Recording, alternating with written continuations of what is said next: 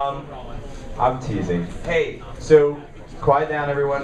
I'd like. What do you guys think about that iPhone app of Jason's? Oh, could you put that slide back up? So, who do you think should have won that first round? And one sentence why? Now, I'm trying to train you to answer in one sentence. I say Jason. You're a VC. You're the one who doesn't need to suck up to other people. I know, but his input was awesome. Your input was good as well, Sarah. As well. I'm going to say Seaport without a doubt. Seaport, although the name sucks. It is a second name. Sorry. To the suckage in the name, and yet Victor in the contest. It's too naughty. Yeah, I thought it was. Yeah. I'm not sure. See my family. Yeah, shoot. Jed? I don't hate the name. I actually think it's fun. I love the product. This is really heavy, It man. is a product. I shouldn't go over there because I might hit one of you. Sorry. Yeah, I love Seaport as well. And I talked to the founder at Break, and my coaching to him was don't let the name that rhymes with Kodak control your fate, and go find somebody from Flip and did the BD and marketing for them. That rhymes with flip, or? No. Yeah, exactly. Pure digital. So go find somebody there because they're going to shake loose from Cisco soon. Seaport. All right, so Seaport, Lauren, wherever you are, this is one thing closer to being yours, and God knows what you'll do with it. Don't put it in front of your camera; it's awfully ugly. We're open to ideas for a better looking prize next time. Now we're going to just jump right in to round 2, I believe, as it's called. And what I want to do, though, is I want to get the energy right. So I want to applaud all the founders in the room for their hard work and the judges for being on stage.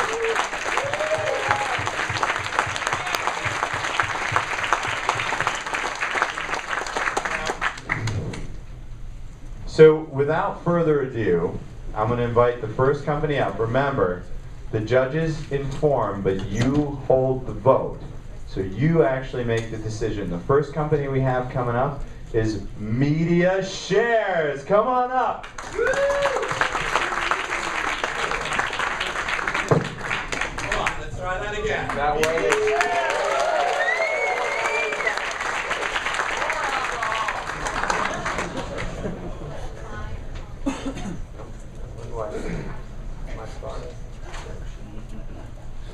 I'm Gene Massey with Media Shares. You've all heard of crowdfunding. A lot of companies are desperate for funding now, and they get small amounts of money from a lot of people. There's some very successful companies up here that have done this method of crowdfunding, even to the tune of $200,000. And these are from donations. The fans and followers want to be part of the action. The companies need the money. And the internet brings these two groups together, and so do we, but in a slightly different fashion, because those are all donations, and we have a method of doing it with securities offerings, actually selling investments in things, and we do large projects. Instead of $10,000 projects, we do large projects. How do we sell? We sell to fans, entertainment projects primarily, video games, movies, record albums, NASCAR teams. We do it through an IPO, a real bona fide, fully registered IPO posted on the company's website. Builds a massive online community. We have an issued U.S. patent for this procedure. It was not easy to get, let me tell you. We can sell 1 share of stock effectively online. And we can do that for about $3, that's a secret sauce that makes this possible.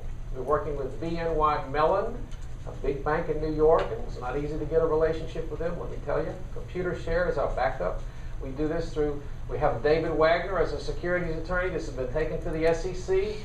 We have followers or licensees. We're a licensing model. This is to be licensed to companies that want to raise money on their own website. They have to have a fan base for it to work, though. We have a Christian themed movie that we're going to do in-house. We're going to own it in-house. And when we do that, we also have a NASCAR team that's ready to go, so we can orchestrate these perfectly ourselves. A fan, for example, would buy a share of stock in their favorite team, and they get a DVD of the highlights of the season. Our movie is you buy a $20 share of stock in a movie, you get a free DVD as a stock dividend. Got a great team. Dan Shurko is the former vice president of Paramount Pictures. Ileana Rozescu does e-commerce systems for Pepperdine University. Peter has a wonderful record as a CFO and SEC reporting experience. And Jim Volpe invented direct registration. That's how the stock is sold, through direct registration. We make money because we own stock in each licensee company. We also get a cash fee from the proceeds of each offering from each company. We sometimes own 50% of a company that we own in-house. This is what we would get if we get 50% of the company. This is what we would get if we get 7% of a company, a licensee company. And we're looking for $500,000. Thank you very much. All right, media share. I want you all to buy, stay up here. I want you all to buy a share in TheFunded. Now, arrange your, and burn it. The dividend is cold. Can I go to I'm just kidding. this part? You probably want to. I didn't see any skin. Whoa. What happened? Yeah. Holy crow! I was like, judges, find your inner three. They even found an inner five. What told me ahead of time they're going to bury me? I did. I was like, okay, well, hey. He's got a taser in his pocket, too. Don't let him kick it. When were you invited to talk, Dion? Shoot. All right, so I only had one glass of wine during the breaks. This is not the alcohol talking. Shit, you Jason's that's drinking why. my wine now. Cooties, you can have it. No, I'm just kidding. Look, I've written before, I think finance is a massive opportunity the web has not disrupted. I love anyone doing something innovative that actually disaggregates finance, period, and does it in a creative way. I think you obviously put a lot of work into getting a lot of permissions. This is not a pie-in-the-sky idea. Nope. You have a management team, you have a lot of relationships. As someone who, also from a media point of view, as someone who has done stuff for TV, both online, offline, has done big projects, book projects, I love the idea of being able to commission as, you know, an independent and get funding for something. I've had a lot of documentaries friends of mine have been involved with. You know, right now it's a very antiquated system to go sell that. If someone could put that up, there's a lot of people, particularly in our community, who would pay $3 for a share to produce something that could roll up very easily. I think this could create a lot of new media. I think it actually could be a new business model for media in a lot of ways. I think fans love to own something. It's a Green Bay Packers model rolled out widely. I think it's a great idea. Oh, wow. And if you haven't been on TechCrunch yet, I'd like, TechCrunch TV is here. I would like to do Because you were 5. Oh, you're. I would love to do a video with you afterwards for TechCrunch TV. Whoa, dude. I didn't think that. All right. It's an exciting idea that is rife with legal problems, and I want to. The reason I gave it 3 is because it's either a 0 because it legally cannot work and you get your ass sued and it costs too much to do, and it gets sort of lumped into all the scams that are out there in this space. Or it's a 5 if you can figure out how to make it work like Kickstarter, which is brilliant, or Indiegogo, which is brilliant as well, but a little less brilliant than Kickstarter. I've looked at a lot of these things. It makes sense that people would get to own something other than a signed DVD. Why would they get a share? The problem is the government feels the need to protect people who have under a net worth of $2.5 million or whatever it is. Those laws came out in the 1930 or whatever to protect people, and they haven't changed, and I think you're going to get sued, so I would like to, I need to hear a lot more about how you're not going to get your ass sued to give it a 5. But it's a big potential. Huge potential. This is almost impossible to evaluate in such a short time. It's a very complicated idea. Very interesting. What was your number? My number was a 3. My instinct is that it's a lot easier to raise smaller amounts of money through crowdsourcing than it is really large amounts of money through crowdsourcing, but I could be wrong about that. Say you're right, dude. Come on. No, you say you're wrong. Why? He said to tell the truth. Why? Yeah, why? Why? He said to tell the truth. Because we've been working on this with the top securities attorneys in the country. It's been taken to the SEC. No, But have you done it? but why is it Yeah, better to yeah, raise yeah, more how money people- than less? Because Kickstarter made $10 million last year gross 10 million, they only No, I make mean on a per project $700,000. No, On a per can you do project. it? Yeah. Like, All right. like, 29 million on one movie. This is the danger with letting you talk. Yeah. Oh, you get to talk if you win.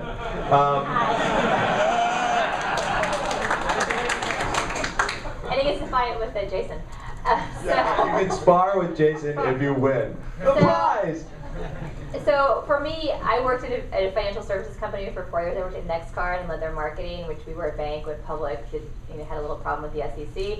I've been there, and then I am also on the board of Lending Club, which is registered with the SEC. So I have a lot of questions in terms of what you would do. And then the other question too is I really have a question in terms of how much this crowdsourcing could raise. I mean, 700K is not a huge amount in terms of profit, and I think I have questions in terms of how much that could actually do, because you'll have to drive traffic to those sites. What was your number again? I gave it a 3 because I need to know a lot more. I think it could be interesting, but I need to know a lot more. So. George? I'm a 4. I think it's a hugely disruptive idea. There's, as Jason mentioned, it's going to be a battleground. I understand the SEC gave you an opinion now, but politicians will battle over money, and they'll want it for themselves. So I think it's super exciting and super disruptive. Wow, well, that was fantastic job. Never argue with the judges. Don't barf on stage, and don't argue with the judges who just gave you a good rating, for heaven's sake. That hurts so much. So some people have small pencils, and I'm just saying. And other people have fat pencils. So let's welcome Fat Pencil to the stage. Does everybody know what a fat pencil is? Well, you'll find out in a minute. All right. Good evening, everybody. My name is Chris, and this is my office in San Diego. This is my other office. I'm a military and civil flight instructor with over 12 years of flight experience and 2,200 flight hours. My company is called Fat Pencil. The pilots in the room know that aviators and other transportation professionals are required by law to log details of their experience. This information is incredibly valuable. It forms the core of their resumes, and it's impossible to replace if it's lost. Ever since the Wright brothers launched on their historic flight, pilots have logged details of their experience in pen and paper ledgers just like these. Whether you are logging your information in these ledgers or on a desktop PC, you're doing the same 2 things: entrusting critical information to a vulnerable media that you can't take with you. Fat Pencil offers Fat Pencil Logbook, web-based and mobile flight logging for pilots, where aviators can create new flights, import existing data, and create reports. Let's say you're a pilot interviewing with Southwest and you need to provide your interviewers with a detailed resume of what you've been doing in your aviation life for the last 10 years. You can spend 3 weeks integrating these into an Excel product, or with Fat Pencil, it's 3 clicks of the mouse. Fat Pencil brings flight logging into the 21st century through the winning combination of mobile applications and cloud-based storage. Although this sounds like a very targeted offering, this technology is broadly applicable across all transportation verticals. Our business-to-consumer offering is Fat Pencil Logbook, currently in private beta and launching this fall. We'll follow that up next summer with our business-to-business offering, Fat Pencil Trainer, where we will acquire customers one organization at a time. This is a business-to-business, site-licensed training management offering. Think of it as Basecamp for flight schools and airlines. Once we've satisfied the aviation market, we'll expand laterally into ground transportation, maritime, and rail, giving us access to over 100 million transportation professionals worldwide in an industry that's poised for growth. Fat Pencil is a tiered, subscription-based software-as-a-service revenue model, starting at $90 per year for business-to-consumer and $900 per month for our site-licensed business-to-business offering. Our revenue projections have us approaching $1 million per month, 36 months after launch. The yellow bar represents our business-to-consumer Fat Pencil Logbook revenues, and the green bar represents our site-licensed business-to-business offering. As you can see, at the end of 3 years, we're serving over 50,000 pilots and over 400 organizations, comprising about 9% of the worldwide aviation market. We're launching this fall, and I'm raising an angel round of $500,000 to build out my product and execute a targeted marketing campaign. Thank you very much. That was good, man. Very polished. Showed skin. Judges like skin. What's the coolest plane you've flown? I'm an F-18 pilot. So that's sweet, right? amazing. The alcohol works such. Oh. Oh, so close to awesomeness. All right, so don't let it affect you though, because that was the shiznig. You don't want to you don't want to bias the judging. I know. Right, I don't want to bias the audience with the judging. Shall we start down there? You came across as very confident. It kind of makes sense, but I never got this feeling of like, wow, this could like change the world. That was what was missing for me. Change the flying world. Yeah, maybe. Yeah, I think it's an interesting idea, and I think it's something maybe you could get angel money for. I don't think it's a venture investment, and I think that's probably where our votes came out. It's probably not, a potential billion-dollar opportunity, but I think it's something you could probably make some good money at, and it seemed like a need that you're filling. So. Yeah, I agree with that. I don't know how this wasn't done 10 years ago, but if it wasn't done, go after it, get it. You'll make great money for yourself. I don't think it's a venture investment, though. Yeah, it's not a venture investment as currently described. These guys are looking for how to become $1 billion and pay back the rest of my fund, which I have no chance of returning to my investors, and I'm going to be out of the business in 7 years. Not these guys, I'm talking about like a dozen years. So they need to swing for the fences is the point. They need $1 billion business. They need something that's going to do 100x. And they go look at this and go, wait a second, I invest 500 and then I make 10 times my money or 5 times my money. They're looking for something bigger. They want the eBay. So don't take it the wrong way. You probably have a brilliant solution. You have a dude business, which is a dude makes a shitload of money doing something really easy, and that is a cool business. When you're a dude who makes $1 million a year or $1 million a month or whatever it wants to be. That being said, this would be great as an iPhone. Yeah, exactly. As an iPad application, I'm sure these guys will have tablets and stuff like that. You can instantly monetize it. You can keep this company very small. You don't need $500,000. You need $15,000, $25,000, and you can own the whole thing, and nobody else gets a piece of the equity, and you made a lot of money. That being said, if you want to give these guys an idea that they can get excited about, what you could do is say, people join, this is what I would do. People join groups all the time. Groups of scuba diving, groups of flying, all these different groups. But the groups are one-dimensional. You record that you are interested in it. You like on Facebook scuba. But what about people who are really into it and putting in metrics and making it like a game and comparing your logs?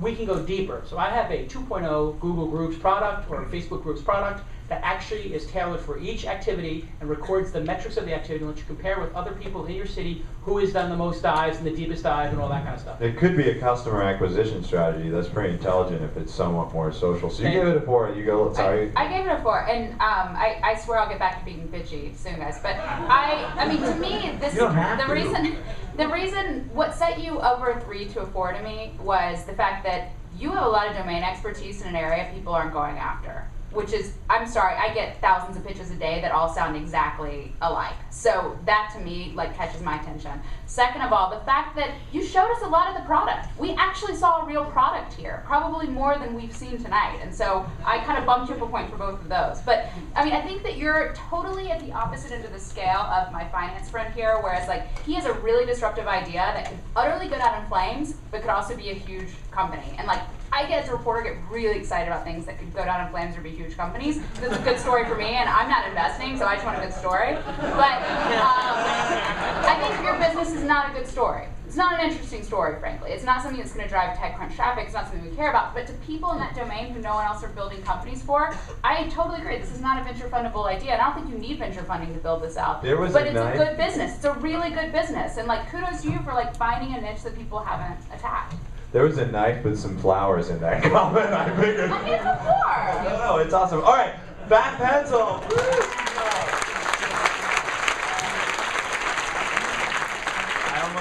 I almost kicked over some logbook there. Nothing like it. Now, when you don't live quite a full life, you live without an E. So let's welcome Live Without an E to the stage.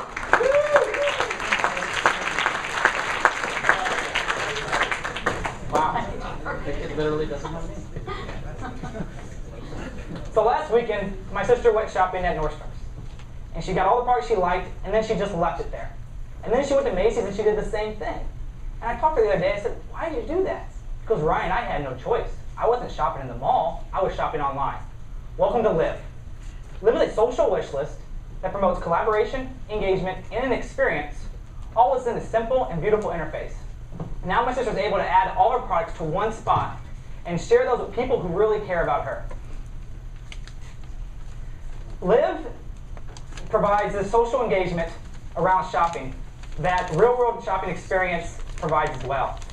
Right now, there's all these discovery sites out there, and people are able to go and find all these great content and these great products from all over.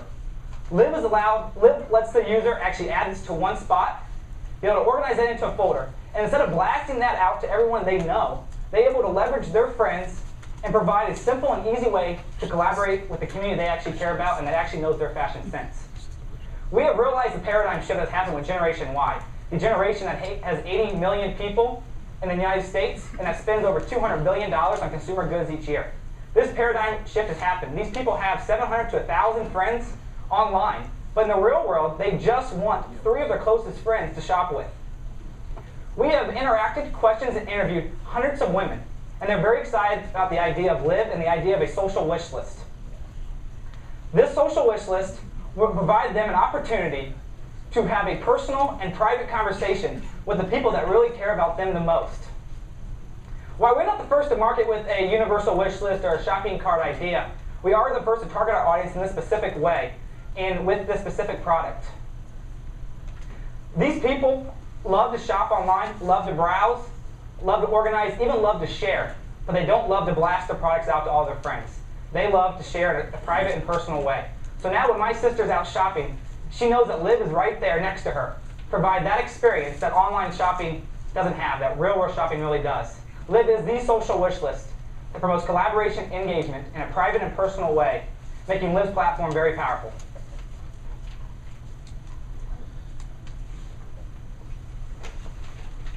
Oh. That's it. I saw another slide come up. I'm like, more product. Live. Judges. Oh, hey. Hey, oh. It's always here. If I add them all up, that's a good score. To live or let die. I guess we ended with... I told you bitchiness would come out. Didn't take long. I don't think you're solving a problem. I don't know what 100 women you polled, but they weren't me and they weren't women I know. I don't want to shop with my friends. I want to get a good deal. I don't think you're really delivering a value. You're not giving me discovery. You're not giving me a great deal. I don't have time to do this. I think it's already in the market. I was on the board of a company called This Next, raised $1 million to do this exact thing. Social shopping is the category. Caboodle was purchased. Style Hive was purchased. None of them ever broke 2 or 3 million uniques. That's in 5 years, and probably about $50 million invested in the space. It's a very niche activity. Some women do like it, sharing with their friends what they bought, but in general, it's not going to be a big business, and you're very late to the game. I think you should think about maybe what Sarah said here. You know, people want a deal. Maybe there's some way to socially say, hey, I like this and I want a deal on it, and then other people could vote that they want the deal on it. Maybe you get a group deal and you or could something. sort of get into that group deal space a little bit better. It was a pretty good presentation, though. I give you credit. Go to group deal, but then they'll be with everyone else in group deal. How many people are in the group deal space? Raise your hand. I'm not kidding. People Don't are be in it for shy. a reason, It's though, not. Adeo, It's not because like. it gives people a reason evil. to go to the site, and it's hitting your pocketbook. I mean, you have to be solving a core need to build a big online company, and I just don't think it's solving a core. Look, I love to shop. I love shopping, so it's like if I spend a lot of money shopping online and doing things related to shopping online. I love Shop It To Me. I love Groupon. I love a lot of shopping sites, but it's like if you're not giving me a reason to do it. So also, there's some innovation that's occurred in the space in that Lippy lets you invest, I'm an investor in it. It lets you share without having to do any of this work. It just sort of shares it automatically. So I think you're behind on a technical basis too. So you need to really rethink this. Okay. How come I'm always going third? Yeah. You want to go first? He's first next time. Everything's been said. I nothing. I have nothing else to add. Social shopping, I've heard of things called malls. That's pretty silly. The other socials. So don't let the judges weigh you down. Someone here loves Live. Vote for them. Just please, to prove. Thank you. All right. we're down to the final two. The final two. So next up is Apprendi Learning. Find your inner three. Or higher. Did everyone have the same rating?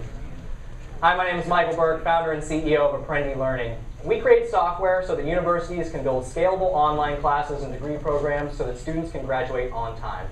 A little bit about us. Again, I'm Michael Berg. I have over 7 years experience in online learning. I'm currently a professor of new media at Arizona State, taught entirely online. Co-founder and CTO comes to us as a lead dev architect from Symantec Corporation. And our founding advisor, Dr. Daniel Bernardi, has over 10 years experience in online ed, former director of film and media studies at Arizona State. So what we see is this. Higher education is at a crossroads. University budgets are being cut across the country, and students can't get the classes they need to graduate. I don't know how many of you made it through college on time, but today only 36% of students are finishing school in 4 years, costing families thousands in extra tuition. Online classes are one of the ways universities are trying to deal with this. The market's doubled in the past few years, and it's still poised for additional growth. And currently, over a quarter of all undergraduates are taking an online class. But nonetheless, our competitors have failed to offer a solution that lets you easily build, deploy, and manage large online classes without actually increasing faculty workload. So enter Apprendi Learning. We offer universities a Web 2.0 learning management system along with free authoring tools, as well as instructional design templates that let you teach your classes entirely online without sacrificing the quality of education. Let's keep standards high and graduate students on time. And more importantly, by creating this new standard for online classes, we set the bar for academic rigor such that other institutions can buy into that standard. And that is how we revolutionize higher education through our open university network. Classes on our platform can be offered and transferred across a network of universities. That means students can get the classes they need from the best professors in the country without having to worry if the credit will transfer. And that means universities can keep classes full and grant more credit hours and degrees. Besides, the question we need to ask is, shouldn't the best students and professors in the world be part of the same classroom anyway? Well, we think so.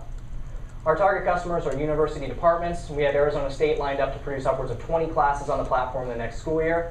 We're also generating strong interest from other universities along the West Coast.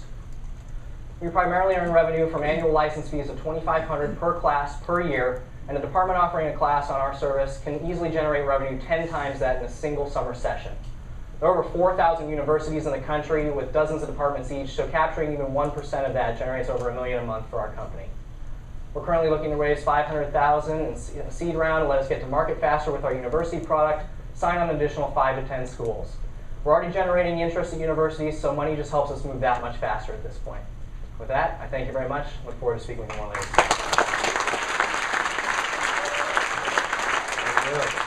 The Open University Network, is that the innovation that may win some judge love? All right, second fun. This is why you don't like the. All right, man. It was all over the map, but you go first, my friend. That's the easy way to go first. I thought that was crisp, concise, great presentation. I have a bunch of questions, especially in regard to what the competitors are doing, but I think it's a phenomenally important area. It's a huge market. There's going to be tremendous progress in it over the next 5 to 10 years. It is going to be a huge business. I don't know how fragmented it's going to be, and I want to know more about how you're going to target the universities, how you're going to go after and get them. But I like the space a lot. I have 20 more questions for you, but I'd be happy to presentation. Well, 5 from an investor usually means that there might be a check somewhere over there. But so how do we do this now? Not you, dude. You talk too much. But I love that. I love your talk. I really do love Jason's talk. Sorry, Rebecca. A great presentation. Probably the best. I gave it a 4. So great presentation. Probably the best one I saw tonight. Very crisp, very concise. Oh, you don't get 5s then? Well, I have a lot of questions. So I just got through a deep dive in this space, and my main question is, how are you going to access these universities? How are you going to sell to them? Is this a direct sales force kind of model or not? It sounds like it right now. Very valid question. And that's my main question. But I like the space a lot and would love to know more. I guess George. I'm sorry. I really like you. I like the idea, but I give you a 2, and the reason why is I've seen maybe 10 or 15 companies in the exact same space, and I don't understand what your big advantage is. One of the things that's troubling is almost all the venture people I know all say, well, they're all looking for a company to happen in this place, and that's like not a good indicator. Okay, Sarah. So almost this now I realize the pain of going third. Yeah, I mean, look, I've written about this space a lot because I've been in emerging markets, and like e-learning is very frowned upon in Silicon Valley. I mean, VCs are, I think, waking back up to it now, but a lot of people got burned by it. But in other, I mean, you know, I was just telling someone to break, like there's 70,000 for-profit schools in India. Like there are other countries where this is a massive greenfield opportunity, and there's a lot of innovative stuff happening. And I think that, you know, we're actually probably going to be the ones who don't produce the killer company in this category. That having been said, I've written about it a lot on TechCrunch, so I've gotten a ton of pitches on this lately, and I didn't get any uniqueness on this, frankly. I just wrote about a company, Nixty, that's basically doing the same thing, but they have emerging world strategy, which I think is really important to driving dollars. You need to have something that sets you apart, whether it's a Blackboard partnership or endorsement, whether it's, you know, you're going after places that are really hungry for this now, because to me, the US market is not the big growth market in this. Yeah, Redpoint just put $30 or $40 million into a company. You were the three, though, right? I was a 3. Great presentation. You're a good entrepreneur. You present very well. What's a good presentation? Yeah, so you get a 5 on the presentation front. What you're hearing is it's a crowded space, and you didn't differentiate. And you have to. There's 2 ways to win. One is have the most cash and be the best executor, or the other is to have a niche and you know, sort of outmaneuver them.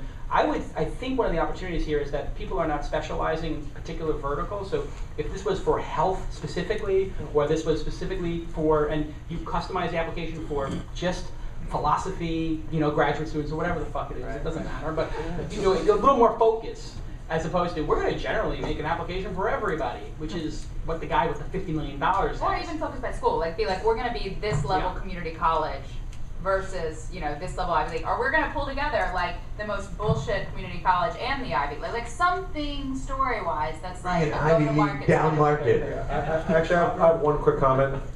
When before YouTube came out, there was like 150 video sharing sites, and everyone thought it was going to happen, but no one could tell which one was going to win. And the YouTube guys just seeded their site with like tons of content. So do whatever you need to do to get an advantage now, because there's going to be a huge winner in the space. So just get every advantage you can now. All right, well, good job, my friend. Now we are at the last one. So I want you to troll your memory banks of 1s and 2s and find that one you love, but don't exclude this one. So without further ado, warm round of applause for ShareSquare, last company of the night. Hi everyone, my name is Matthias from ShareSquare. We are connecting print promotions to the mobile web. How many people in here have seen a concert poster before? So you guys will know if you're at all interested in that artist, it becomes a point of passion. You want to find out what they sound like. You want to see if your friends like them. You may even want to buy tickets. Right now, you can't do that right there. Enter ShareSquare. ShareSquare is a mobile barcode that you can scan with any mobile barcode scanning application that resolves to a landing page where you can play the video, experience the music video of the band, connect with their social network profiles, and submit your email for more information, which also puts yourself on their mailing list. We provide a simple self-serve authoring tool that lets any artist from Pearl Jam to the Garage Band go ahead and create one of these pages in 5 minutes and be able to connect their print promotions with the user's cell phones. You're probably asking yourself, like, have I seen this before? Yeah, you have. We're using Japan as a predictive market, and even here in the US, there have been a number of boutique agencies doing these sorts of campaigns. Right now, it would cost you $50,000 and 1 month setup time to get exactly what I'm talking about right now. With ShareSquare, you can do it for free in 5 minutes. So how do we make money? It's a freemium model, and for extra features, you get to pay for premium and also analytics. So I bring up that movie poster because that's the second vertical that is incredibly valuable. Imagine seeing a poster, you want to see the trailer. And even any sort of outdoor advertising where you can engage more to get more information, and that's where the analytics come in. And that is the biggest upsell. Outdoor advertising in the United States is a $36 billion market with no actionable return on investment metrics. ShareSquare is poised to change the game with engagement and geolocation analytics. Smartphone versus feature phone penetration is going to smartphone penetration is going to eclipse feature phone penetration later this year. 2011 is poised to be the year of the QR code, and it's going to start looking a lot like Japan. We've got a killer team set up, including a number of strategic advisors that will help us dominate in the space of that first vertical, which is music, artists, and event promotions. And then we also have Dave Matthews, who can say a lot about timing in a given space, considering he did this about 15 years too early. And the bit that gets me really excited, and where the vision comes in, is the opportunity to aggregate and then federate all this data. So imagine if in San Francisco, Los Angeles, Share Square is on every concert poster. We can then show you trends and show you what the hottest concert this weekend is going to be. Basically taking the real world and feeding it back to you in a way that makes sense, in addition to the advertiser and consumer. And we look forward to raising a $150,000 seed round to dominate that first vertical and become Bitly for the real world. Thank you very much. Share Square, well done. There's some product sexiness in there. Okay, I won't say what they are. Find your inner. I'm just gonna get. I should like throw. Well, Rebecca, you really haven't gone first. You want to go first? Yeah, I mean, I've seen a lot of things just like this. I've seen quite a few in the last couple years. So again, how are you? I give it a 2. How are you differentiated?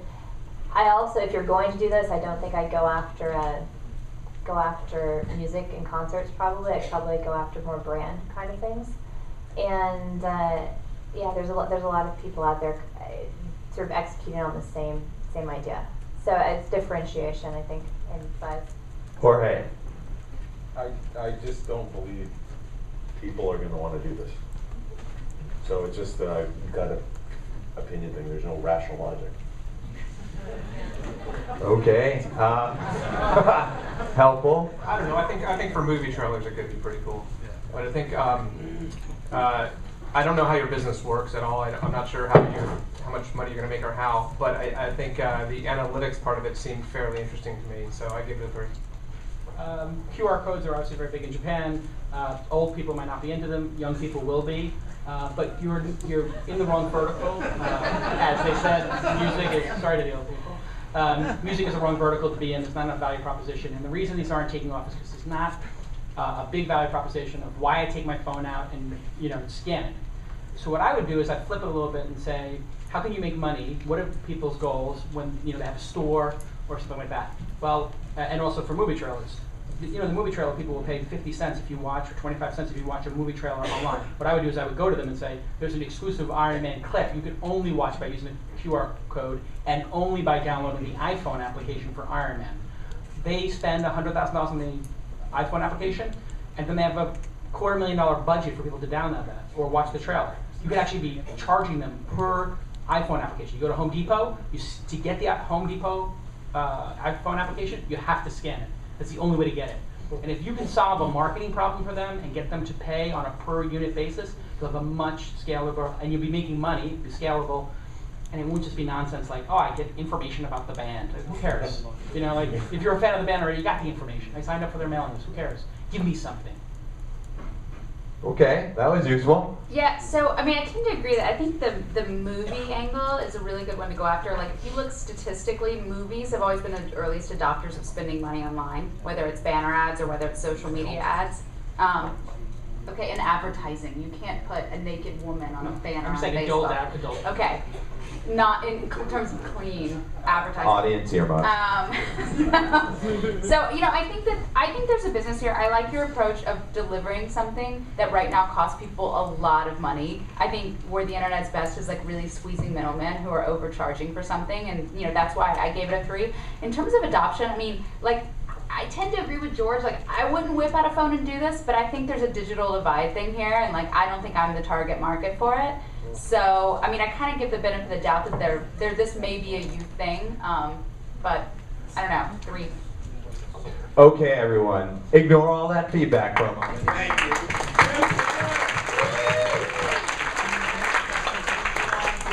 It's about to come on, but we got to tally the votes. Vote tally. So, Cinema Share, it's Media Shares, Cinema, sorry, do we have the wrong logo? Media Shares, call it Cinema Shares as well. I guess cinema is a type of media. They let you buy shares of your favorite products and services online. Fat pencil, logbook for airline pilots, so you don't have to write it in a paper journal.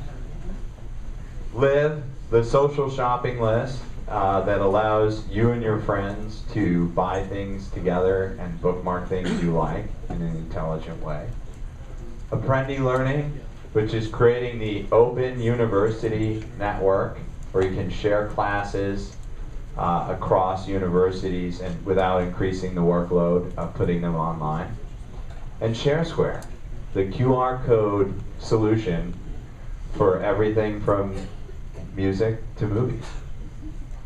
Did I fuck up? That good? All right. So, I learned a hard lesson. Don't show the results too early, because then everyone just stops voting. So, I'm not kidding, you must vote. Does everyone here know how to vote without your smartphone? I want to see little glowing faces in the audience. And by the way, for you standing, there's seats over here. In the front, there's nice seats. So if you want to sit in the front, so you should turn on your smartphone. You should go to the URL there or download the MyQuah app. The second password is up there, 1209, and vote. It really, like, every single company that has one raised a lot of money. So your vote makes a big difference in the future. Plus, you can buy a share of the Square. Plus, they get the cheese. How are we doing on voting? Have you voted? You're voting. You voting? You're not voting? It works. It works on BlackBerry. We accommodate. Who voted on the BlackBerry? Raise your hand.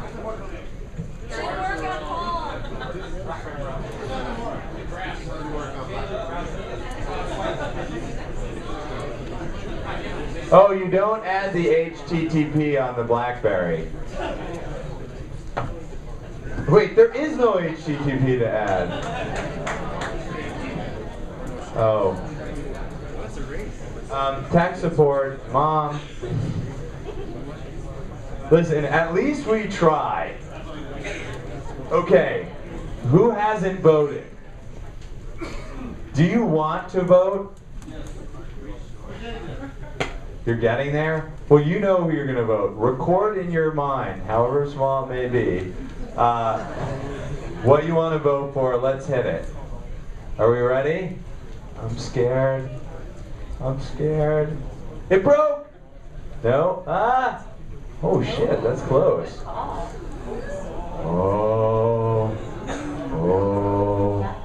You have time. Where's my phone?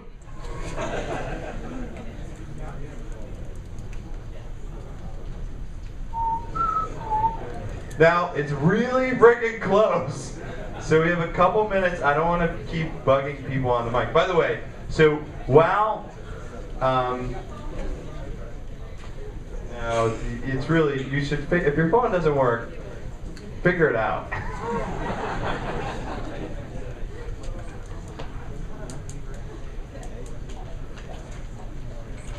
Sorry, I have my proxy carrying out my vote because I'm on stage.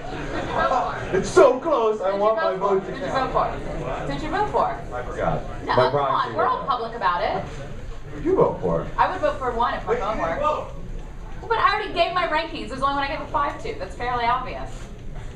Okay. Which one did you vote for? I answered your question. Uh-oh, Elon, you're in trouble. Feisty. I voted for Apprendi. Because I like the underdog. I want to see it get closer. I'd almost like it to be tie, which would be a twisted weird victory. Here. Come up and then you pick who actually wins. You do. This is in their front.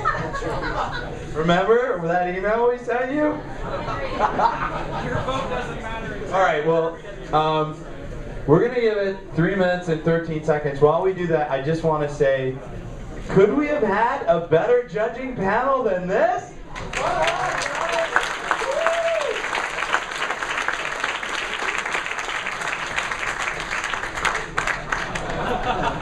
So, leave it up there. You now can. We're going to do a Q&A format with Elon. Holy crap! Oh! Oh my God! This is scary. Vote, vote, vote. It's got 2 minutes, 29 seconds. There's mentally slow people in the audience.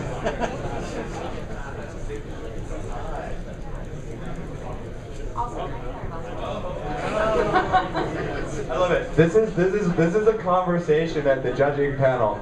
We should make it a tie. It would be more fun. Can I get another glass of wine?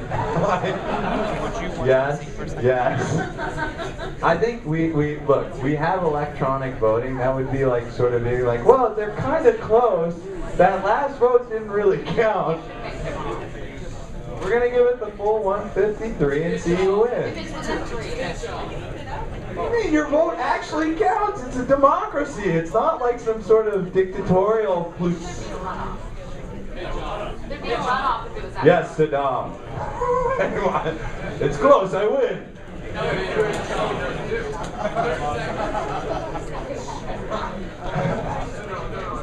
I mean, I'm willing to listen to arguments if it's close, but I think winner wins.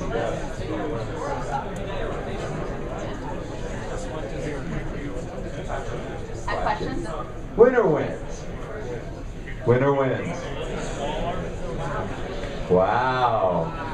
Vote, vote, vote. Can you vote more than once, but don't? I know how many people are in the room, so we're like 150 votes shy. I'm just going to be clear. This is kind of cool, but, you know. There's a bug in this that can vote more. So, while we wait this last 41 seconds for the victor, does everyone here know who Elon Musk is? It's just changing your vote.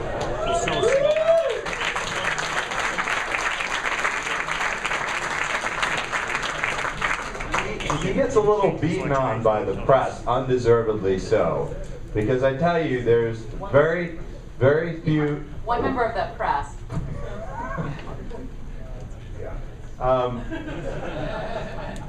Well, I'm not even going there. So, there are very few entrepreneurs in our lifetime who have achieved what he has. In fact, there's many companies that haven't even achieved what he has, working on things for multiple lifetimes. So, I've known Elon for like 18 years. Is that right? Yeah, in that range. Feels longer actually. And we started working in the field of space together.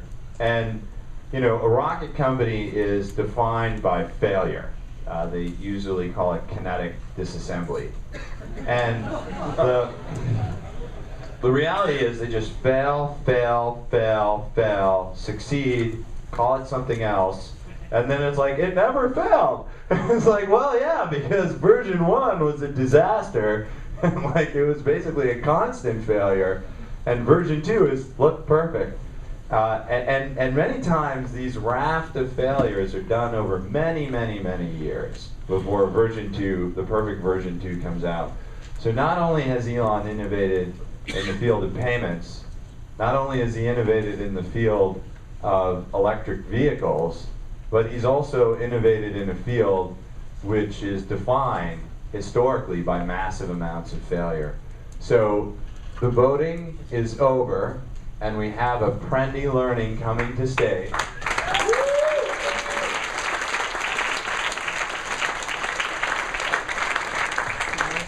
And what I'd like to do now is invite the judges to casually sit in the reserve seating and pull up some chairs so that a great writer, Sarah Lacy of TechCrunch, can interview Elon Musk. So